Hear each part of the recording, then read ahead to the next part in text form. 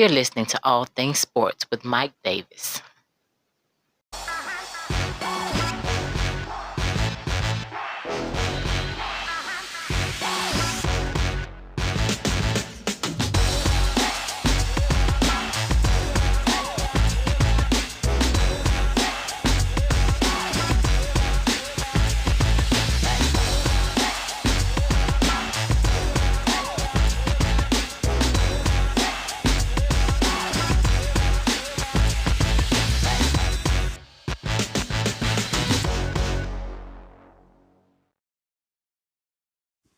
Hey, what is going on, everybody? And thank you. Welcome to another podcast episode.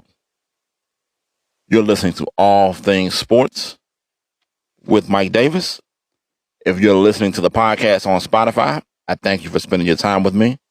If you're listening to the restream of this podcast on YouTube, I thank you as well. Go ahead and subscribe to the channel, like and comment on the podcast. New podcasts will air every Wednesday and Saturday. So please share the podcast on any of the social media outlets that you use. I won't take up much more of your time. Let's get into it. So a lot to get into today. I'm not going to really go my normal format, all things Atlanta, not much going on sports wise. So I just want to jump right into it. This is podcast number 24 on this Wednesday, May 27th. And the NHL seems to have gotten it right. Just maybe. So they've decided that they're going straight to the playoffs. They will abandon the rest of the season and go straight into the playoffs with 24 teams instead of the 16 that they normally do. Now, this is if they're able to resume play. The decision was announced yesterday by Commissioner Gary Bettman. Now, I'm not much of a hockey guy.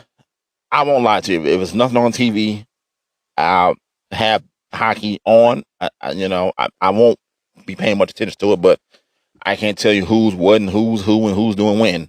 But maybe the NHL has gotten it right. And this is something I would like to see the NBA do. Now, I didn't think of it like this. I thought that the NBA should just go in with the 1 through 8 seeds the way it's set now. I didn't want a tournament thing because I didn't know how they were going to seed teams.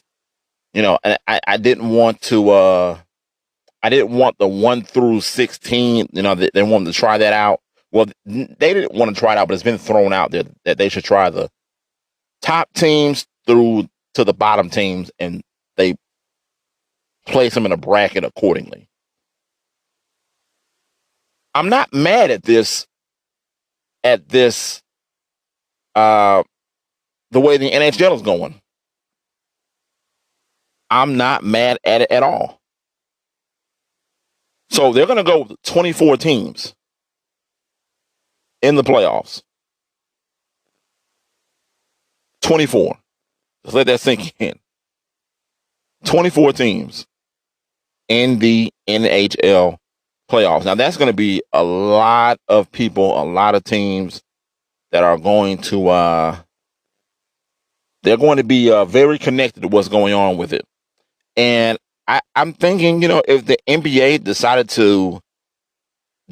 that they want to go this route and put 24 teams in, as opposed to the 16 that we always see, I'm not really that mad at it. I think it would create excitement, especially for teams who rarely get into the playoffs. I don't have the seating in front of me, but remember over in the West, you had the Blazers, Grizzlies, and Pelicans all fighting for that last spot. Now, Damian Lillard just come out and said he's not playing if the Blazers aren't playing for anything. He said he'll be there for his team and he'll go through practice and all that, but he won't be playing in the games. He'll let some other guys get some PT. And I understand where he's coming from. What's the point of playing this late in the season especially when you're coming back when the season was delayed because of the coronavirus situation, pandemic. And if you're not going to be in the playoffs, then what's the point of even playing? So maybe this is an incentive that the NBA can kind of take away from the NHL and just throw 24 teams in the playoffs. And I guess you bracket them how you want to, I guess. So that would be what, 12 teams per conference. Now, I don't know if they would throw some buys in there like the NFL. This team gets a first round bye. And maybe they could. Maybe since you're going to have 12 teams in each conference, maybe 4 teams get a bye in the first round. Or you make it where it might be a play-in thing. I'm trying to understand how they're going to bracket this. And I haven't spent much time on thinking about how that's going to happen because I haven't heard anything or read anything about what's to come and how they're going to bracket these teams. But the first thing out of my in my mind was maybe there'll be 4 teams that don't play in the first round. You hold them out and then you play. Well, I won't say in the first round, but you have like playing round. I guess those 4 teams that are added on, they'll play to give themselves a chance to play in the playoffs. Maybe. I don't know. I'm just thinking. I'm just throwing some ideas out there. It's my opinion. But hey, kudos to the NHL. NHL, they are being innovative, and they might be giving the NBA some ideas. So let's take things over to Major League Baseball. The Washington Nationals held a virtual ring ceremony, for their World Series championship. I must admit, I forgot all about the Washington Nationals were World Series champions, and they beat those cheaters in Houston. That team that's called the Houston Astros, but they should just be called the Houston Cheaters. But yeah, they beat that team in the World Series. That feels weird saying that. The Washington Nationals are World Series champions. How does Harper feel about that now that he's in Philadelphia? The minute he leaves, they win. Some guys, it's been like that, I don't think because I was going to say that the same thing happened with Tiki Barber. When Tiki Barber got out of New York and he retired, Giants won the Super Bowl. Now, I don't think Harper was much of a hole or a headache the way Barber was in New York. But they were able to pull off the unthinkable, and they went after they were down to who was the team they were down? They were down in one of those series because then they came in the first round. I believe they beat the Dodgers, and then the next round they swept through the St. Louis Cardinals, who ended up beating my Braves in the first round. And then the World Series, they went 7 games and knocked off the cheating Astros. But anyway, though, so with the start of the Major League Baseball season suspended indefinitely because of the coronavirus pandemic, the Washington Nationals principal owner Mark Lerner announced that the team would hold a virtual World Series ring ceremony, which took place this past Sunday. The ceremony will give fans and players their first look at the rings, and it comes on the anniversary of last season's turning point. It was broadcast on MASN. I have no idea what network that is. I guess it's a network in DC, maybe, up in that market. And it was also broadcast on MLB Network and streamed on the Nationals website, Facebook page as well, and their YouTube channel. The ring ceremony was originally scheduled to take place April 4th at Nationals Park before the team's second home game of the season, 2 days after the World Series banner raising ceremony scheduled for the home opener. I've seen that park before, driving around DC. It's an odd place. It's an odd looking park from the outside. I can't speak on the inside. I've never been on the inside of Nationals Park, but the outside I've seen it, and it's weird looking, very weird looking, and in a weird location. But anyway, though, hey, kudos to the Washington Nationals. World Series champions, Washington Nationals. Let's give that team a round of applause, please. Yes, shout out to the Washington Nationals. They got a look at their World Series rings, and they earned it. They knocked off a group of cheaters that deserve to be knocked off. I'm still having problems saying that the Astros are in the AL. I came up when the Astros played in the National League. The Craig Biggio, the Derek Bell, and the Jeff Bagwell days, and who was the other guy? The other guy that was King Caminiti. And I want to say Randy Johnson played in Houston. I want to say there was a point in time Randy Johnson was a Houston Astro. I could be losing my mind, but I remember Randy Johnson playing for the Astros. It was Seattle. I know it was Arizona. But something is telling me he played for the Astros, and maybe I'm right. If I'm wrong, call me out on it. But congratulations to the Washington Nationals World Series champions, Washington Nationals. In other news, the coronavirus. We saw what it did with the, how it affected Major League Baseball, and the Nationals had to have a virtual World Series ring ceremony take place. Patrick Ewing was hit with the coronavirus. He tested positive for it.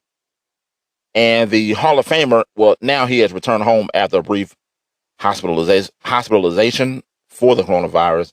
And his son ended up saying in a tweet, "I want to thank all of the doctors and hospital staff for taking care of my father during his stay, as well as everyone who has reached out with thoughts and prayers to us." And since his diagnosis, Patrick Ewing Jr.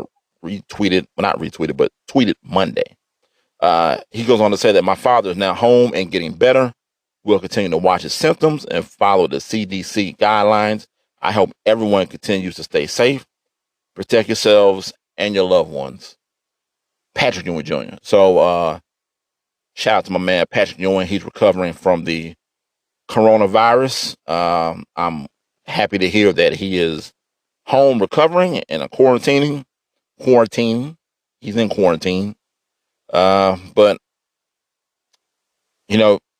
just to pretty much piggyback off what Patrick Ewing Jr. was saying, stay safe. I ordered some more masks myself for, me, myself, my girlfriend, our kids, and that's all you can do right now. Stay safe, wash your hands. When you're out in public, give yourself 6 feet of space.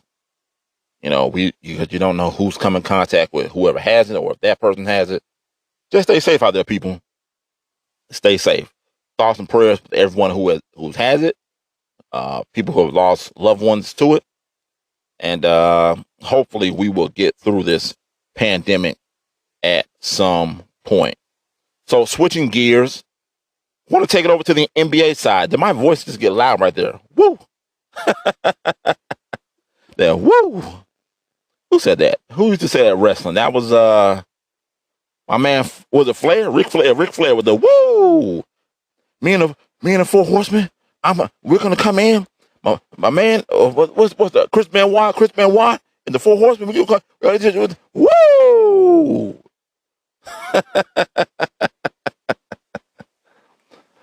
Shout out to my man Ric Flair. RIP to Chris Benoit. I know. I think he was dealing with some demons. I believe he's passed. I'm pretty sure he has. I remember reading that there were some demons he was dealing with, and yeah, some horrible stuff. But anyway, though, The Last Dance. I still have not had a chance to watch the last 2 episodes of The Last Dance. Now, I barely watched the 2 previous episodes before episodes 9 and 10. Because, like I said, they weren't really telling me nothing that I didn't already know. So I started to lose interest a little bit. But I understand how people loved it that didn't understand what Jordan went through and the Bulls went through during that time. Because let's be real, that documentary was not a Bulls documentary. That was a Michael Jordan documentary. That's all it was. It was a Michael Jordan documentary with Last Dance, Team of the Bulls in the 98 season slapped all over. Because why did Michael Jordan have control over the documentary of if it was ever to see the light of day? But because of the documentary, Scottie Pippen is apparently upset about it. Scottie Pippen is reportedly unhappy with his portrayal in The Last Dance. The Last Dance was never going to make everyone happy, according to a story written by ESPN's Jackie McMullen about Scottie Pippen. The former Bulls forward is wounded and disappointed by his portrayal. Now, here's my thing. What is there to be disappointed about if you're Scottie Pippen? Facts are facts. Now, there have been some rumors that Michael Jordan lied in certain parts of the documentary. We won't know that. I don't know. But for the most part, those were things I knew about Scottie Pippen as well. Like him leaving his team hanging. I already knew that. That's something I already knew about. Scottie Pippen refused to go back into the game, and Tony Kukoc hit the game-winning shot. To me, that's old news. So if you're Scottie, what are you disappointed about? That's facts. You let your team down, and they won the game in spite of you. Everyone knew that Scottie Pippen was getting the ball. And apparently he ran a play that they had used before with Tony Kukoc. Now, a lot of teams not knowing what Tony Kukoc was in the NBA at the time because he was a European player, I thought it was a great call by Phil. Phil has some of the best out-of-bounds plays that I can remember. You can go back to the Phoenix series in the NBA Finals. You would think Michael Jordan would get the ball on the last play of Game 6 of the 93 Finals. Jordan touched the ball. Everyone touched the ball on that sequence except for the center. I don't know if Cartwright or if it was Scott Williams or Purdue who was in the game. The center didn't touch the ball. Scottie, Jordan, Grant, Paxson all touched the ball. But remember, if you remember the play, the ball came in. Ball went from Jordan to Scottie. Scottie went to Grant. Grant kicked it out to Paxson, who was open for a three because somewhere along the lines, Phoenix went to go double somebody. I believe they went to go double. They went to double Scottie or they went to double Grant. And the rotation didn't make itself around as far as the Phoenix defense. It never got to Paxson. Paxson was left wide open for the three. He took it, had his feet set, good rotation on the ball, swish, nothing but net. So, that being said, I thought Phil Jackson made the right call. And it won the game. And Scottie didn't go back in the game. He refused to. And Bill Cartwright called him out on it. Bill Cartwright is one of the most underrated men amongst men. Now, they didn't put it in the documentary, but Charles Barkley had told a story once before where Bill Cartwright had threatened Michael Jordan, okay, and told him that if he ever came to him the way he did at that moment, I guess he tried him in practice the way he did with Kerr and Burrell, that Cartwright told Jordan he was going to break his effing legs and he would never play basketball again. Bill Cartwright is a man who takes no trash from nobody. Shout out to my man Bill Cartwright with that ugly windmill, that flailing arm jump shot he had. But going back to Scottie, I don't know what you're disappointed about. I mean, facts were spoken. And then with the contract situation, I get why you signed the contract. I get why you signed it. The only part I think that he should feel slighted was Michael said that he should have had the surgery in the offseason. If I'm Michael Jordan, I get it, but you don't get in another man's wallet And that was one of those situations. He was having a contract dispute with Bulls management. So he said, F it, I'm going to get surgery done in the season. Do I think it hurt the team? Yes. Do I understand why Scotty did it? Yes. And Scotty even said in the documentary that he would do it again. There was nothing he would change. Well, he might change the contract part, but he wanted financial security, signing that ridiculous contract. I don't know. I forgot what the deal was. It was like 18. What was it? 18 million over 7 years. It was some nonsense like that. The Bulls got a sucker. That's what happened. That's what happened. They got a sucker. You know? I mean, there's nothing else to be said. I mean, facts were spoken in the documentary, Scotty. And if you don't like it, then hey, what can I say? Hey, look, I want to take a break here. When I come back, I want to talk about Michael Jordan apparently maybe had been lying in the documentary about the whole Isaiah Thomas Dream Team situation. And I have some thoughts and feelings about that. So after the break, I want to get into a little bit of that. So don't go anywhere. You're listening to All Things Sports with Mike Davis. I'll catch you on the other side of this break.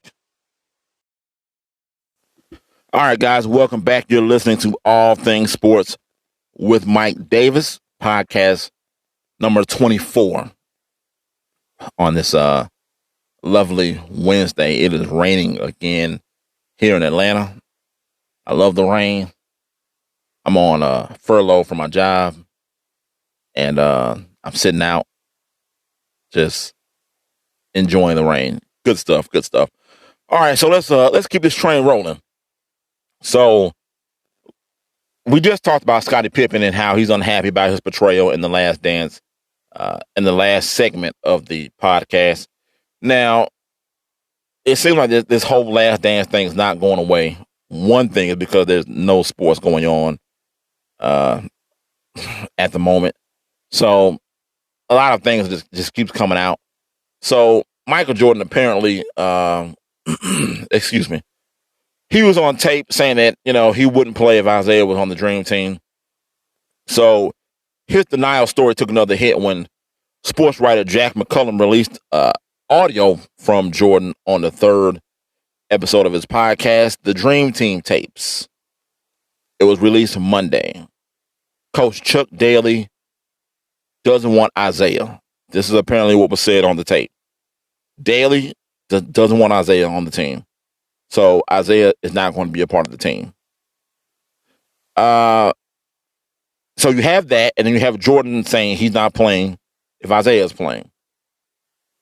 My opinion on this, Chuck Daly isn't here to defend himself. Unfortunately, RIP to Chuck Daly. So he's not here to, really corroborate if this was said or not. So I'm just going to leave the Chuck Daly part out of it. I mean, it could be true. I don't know.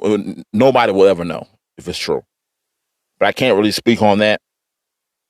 Now, if you watch the Dream Team documentary, Michael and Chuck Daly had a great relationship, believe it or not.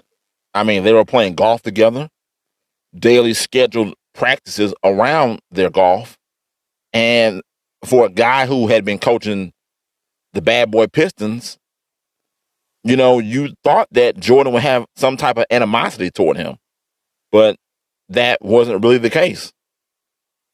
I mean, they got along great. It's not much more I can say about it. They got along great, and it's coming out that he didn't want Isaiah on the team. Neither one of them wanted Isaiah on the team. But my thing as well, look, no one wanted Isaiah on the team. Nobody. It's getting a little old now, and to keep hearing it. Nobody wanted Isaiah on the dream team. It is what it is. It's something he has to live with. You know, you wanted to go out there and play thug basketball. That's what the Pistons were doing. I don't care what anybody says.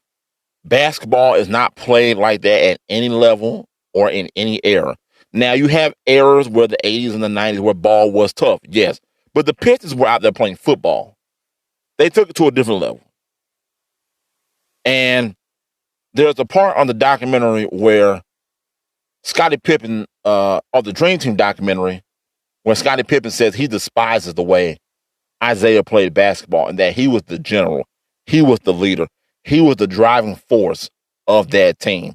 And he was the one pretty much saying, knock them on their ass. Keep knocking them on their ass. And that's what they did. And I think that rubbed a lot of people the wrong way. So guys didn't want to play against. And this wasn't just the Bulls. The Pistons were doing this too. You can find tape of Isaiah Thomas fighting Larry Bird. There's tape of Lambert getting into it with other teams. Charles Barkley. So it wasn't just the Chicago Bulls that the Pistons were just going in and just beating up and playing football with them. This is pretty much the whole league. Remember, the league likes to forget that those 2 years the Pistons won back-to-back titles, that they don't exist. And that's for a reason. Because no one liked the Pistons. And with Isaiah being the leader of that team, no one liked Isaiah because he was the driving force. Remember, Magic Johnson was the one who originally came out a couple years ago. I believe when the Dream Team documentary had came out, Magic was the one who said he was the one who kept Isaiah off the team. That he didn't think Isaiah's personality would match with everyone else's personality and egos. Because they all have egos. You have superstars. These are the best players in the world. So they're all going to have a little ego. And he just didn't think that what Isaiah bought was going to match up with everyone else. No one wanted to play with him. Karl Malone. Karl Malone didn't like Isaiah Thomas. Remember the elbow he gave him when he came in? All the stitches that Isaiah had to have, the game in Salt Lake. You can look it up on YouTube. Just look up Malone elbows Isaiah Thomas. Thomas came in the paint. I believe he had a concussion the way Isaiah tried to get up. But he felt the elbows of Karl Malone that day.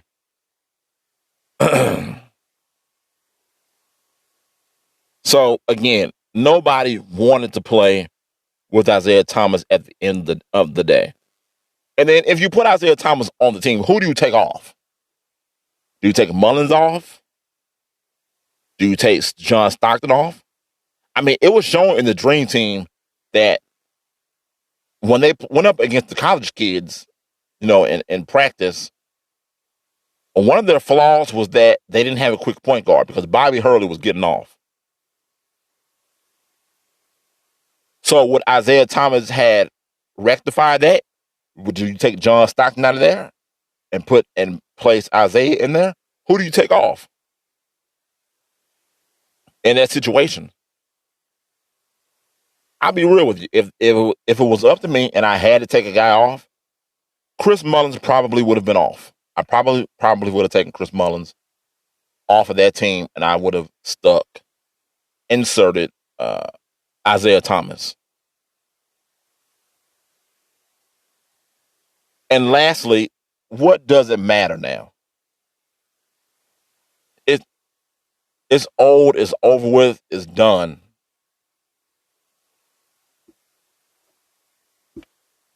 I mean, you got to think about it. This is almost 30 years old, this whole Dream Team thing.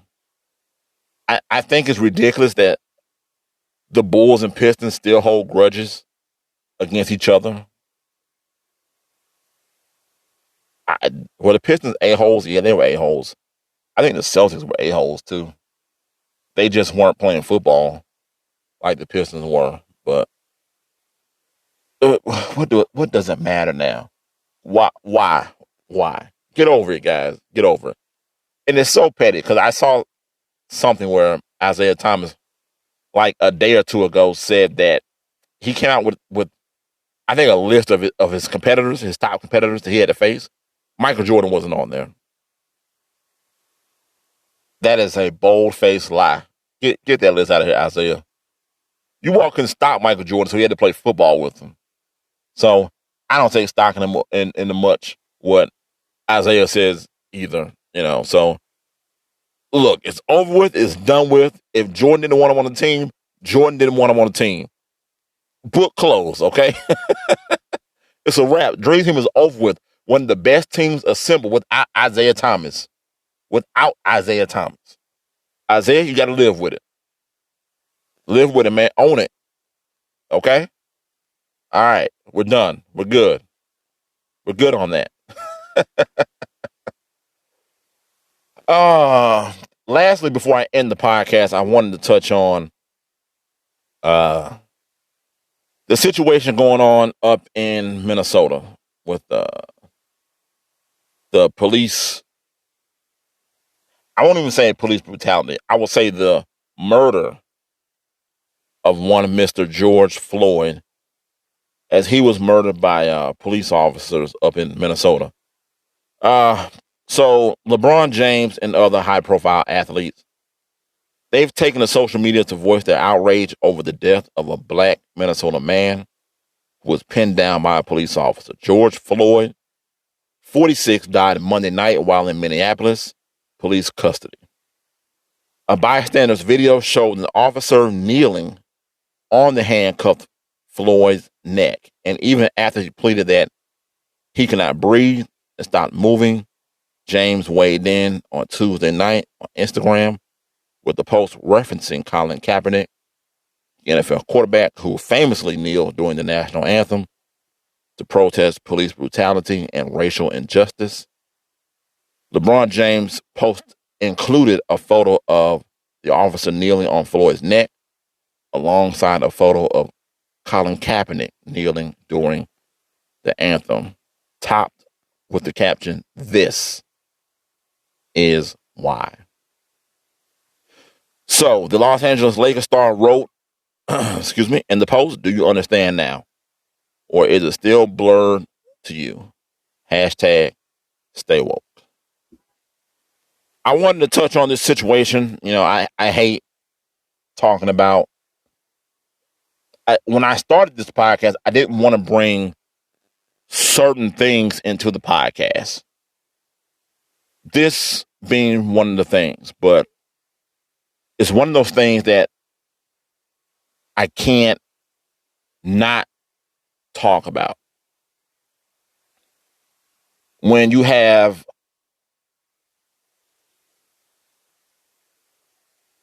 people who wear the color blue, who are supposed to protect citizens, but it's like they protect only a certain color of citizens. My black people are being gunned down and they're being killed in these streets by police officers. And I'm not going to say, because people will always say, look, it's not all. It's just a handful. I'm going to say BS to that. I watched 4 officers, or how many ever it was, watch this one officer put his knee into the back and the side of this man, pretty much killing him, a slow death. The man is telling you, I can't breathe. They're just as bad. They're guilty by association by watching that man do that.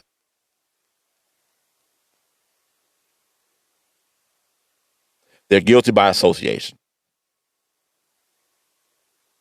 And I can't keep saying it's only, well, I've never been one to say it, but I can't say it's just one officer.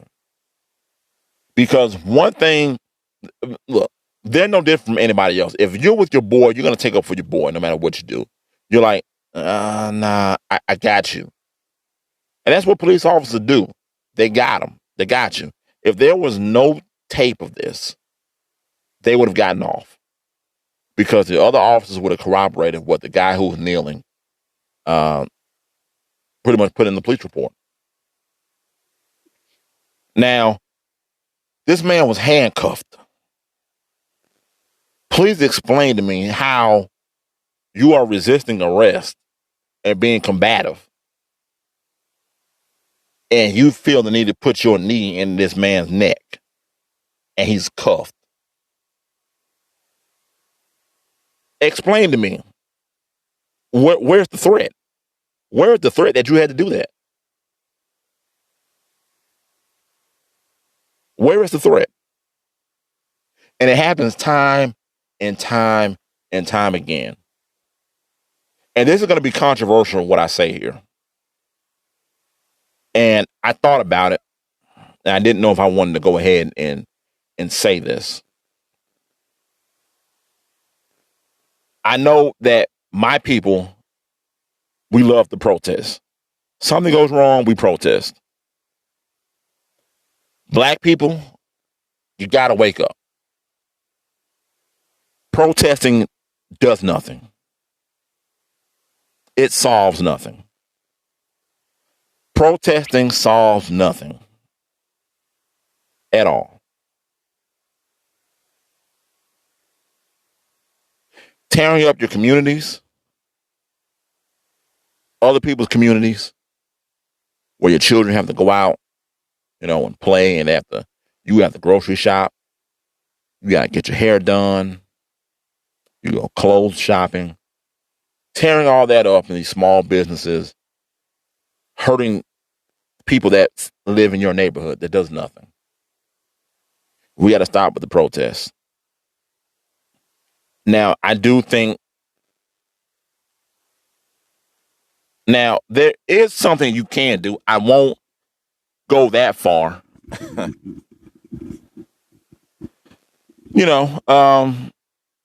Look, I'm not one. I'm not one to advocate violence. But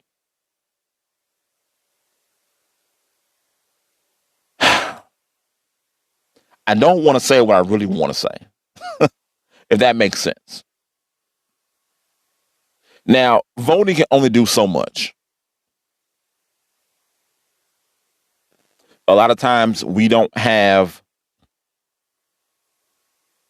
the politicians that we need in office that understand our struggle to make change.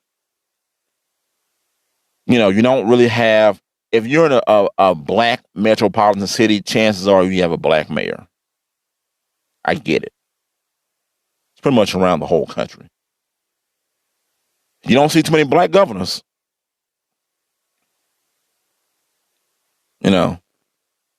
I haven't seen one in Georgia yet. The governor? Now, I want to shout out the mayor in Minnesota today. He called for these police officers who were fired to be charged.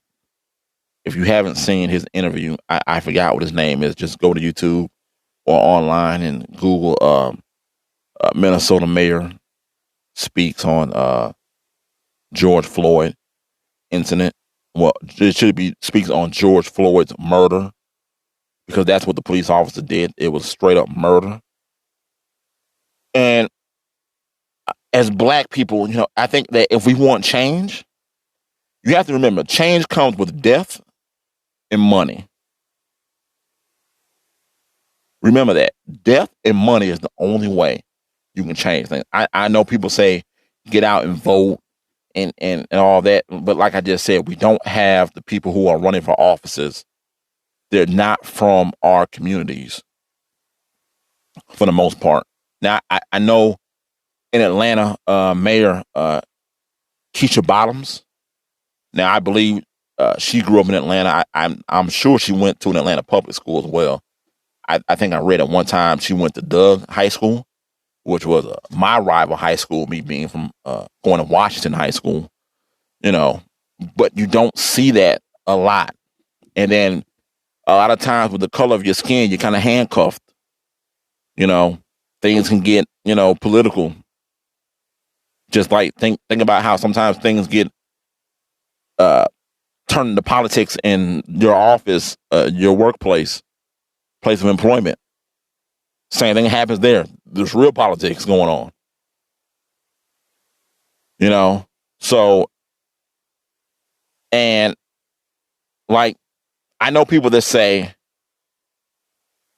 you fight eye for an eye. Start going out killing people. Kill white people. I'm not advocating that. I don't want to see death.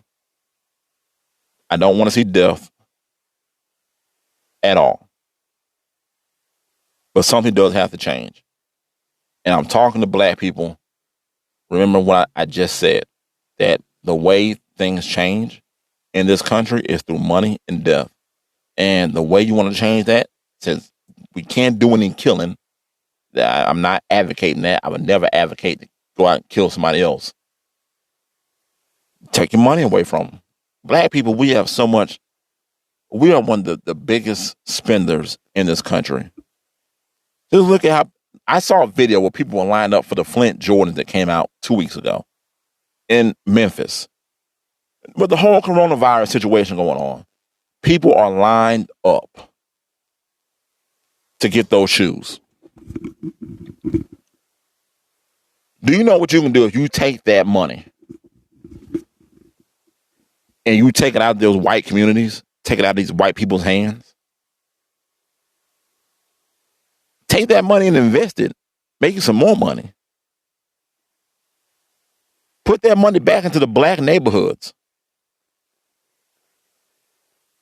I don't understand why sometimes that my people have to feel like we have to be accepted by another race. No, I don't want to get too deep into it. Yeah, it's a sad situation. A brother has died. Okay, a brother has died. Hearing that man call out for his mom, it did something to my soul. Now, I read that his mother, and this is what I read. I don't know if this is true or not, but I did read somewhere that his mother had already passed. And if just hearing him call out for his mom is just painful to hear. Painful to hear. These officers murdered this man in cold blood right there on the streets of Minneapolis. And they need to be charged with murder. First degree murder. Well, I won't say first degree. I don't know, because, certain things you charge these guys with and they can get off because you didn't charge them properly. So I don't know if you want to charge them with manslaughter, because there was no intent. But I don't know, maybe there was intent. I don't know. So they just need to be charged with murder. Something murder. They need to be charged, and they need to be charged now, today. Black people, if you want to make a change, if you really want to make a change, take your money and put it back in the black community. Stop putting it in these white communities. Stop trying to build white. And I'm not trying to make this a race war thing. It's no different from, you go to like Philly. Philadelphia has Chinatown. Okay? They're doing their thing. They're not. They're. I just want black people to have our own thing, and stop looking for other races to stop looking for us to be appeased by other races. Just do our own thing. And I have to. I'm one of those people too. I need to put my money back in the black community. I can't sit up here and tell black people to do that, and I don't do it myself. But this is the issue.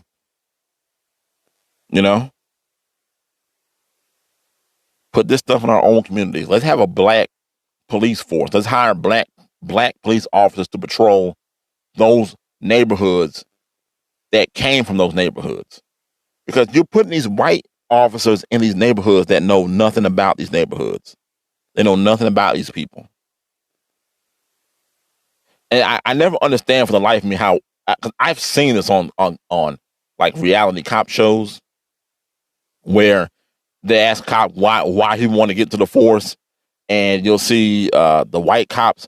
Oh man, I love going into these disadvantaged neighborhoods, and I love trying to make a difference or whatever. But they don't really make a difference. They go in and they cause trouble because they don't know how the neighborhoods work, and And let's be real, they're afraid of the black man. They are afraid of the black. The black man can be walking down the street. They're afraid of, all because he looks different. He doesn't speak like you. And look, I do think that races should interact and you should know different cultures and all that. One of the great things that I'm happy I grew up with was I didn't just grow up around black people. I grew up around white people as well. So I've seen both sides, and I've been around both cultures. Because you have some white people, they don't know how to talk around black people. You have some black people, they don't know how to talk around white people.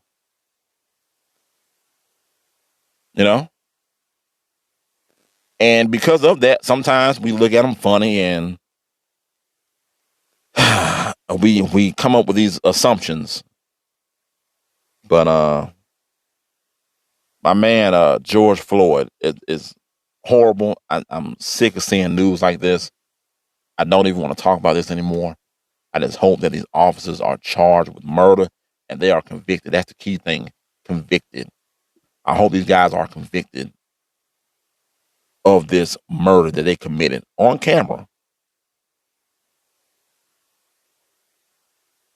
So look, that's all I got for you guys today, man. I hate to end the show on that note, but I thank you for taking time to include my podcast into your day or your night whenever you're listening to this podcast. If you're listening to the restream of this on YouTube, go ahead and subscribe to the channel and like and comment on the podcast. New podcasts will air every Wednesday and Saturday on Spotify. So please feel free to share the podcast on any of the social media outlets that you use. You've been listening to All Things Sports with Mike Davis. And remember, it's your world. I'm just giving my opinion. I'm out. Peace.